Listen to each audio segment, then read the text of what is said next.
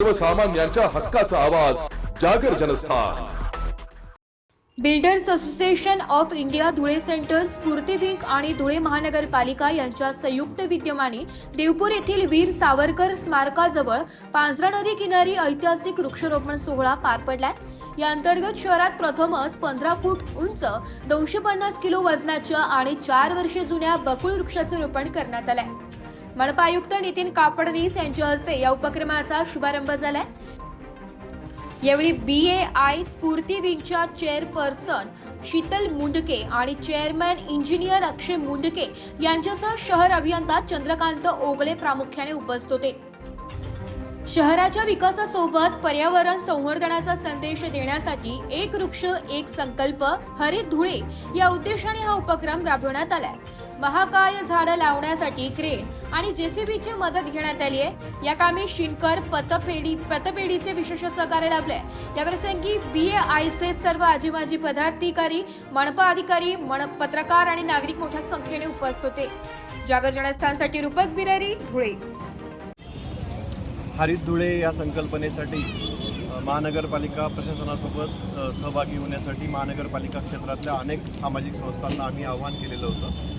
या आव्हानाला प्रतिसाद देऊन बिल्डर्स असोसिएशन ऑफ इंडियाच्या धुळे शाखेने आणि धुळे येथील पदाधिकाऱ्यांनी आम्हाला अतिशय चांगला सकारात्मक प्रतिसाद दिलेला आहे। आज पहिल्या टप्प्यात त्यांच्याकडनं या रस्त्यावर 40 मोठ्या वृक्षांचं वृक्षारोपण करण्यात आलेलं आहे आणि ही बकुळ जातीची वृक्ष आहेत आणि 4 वर्ष वयाची वृक्ष आहेत, म्हणजे 100% जगतील आणि ह्या परिसराला लवकरच चांगलं रूप देतील असे या वृक्षांची लागवड यांनी केलेली आहे। मी महानगरपालिकेच्या वतीने बिल्डर्स असोसिएशन ऑफ इंडियाच्या धुळे शाखेचं अभिनंदन करतो आणि आभार मानतो।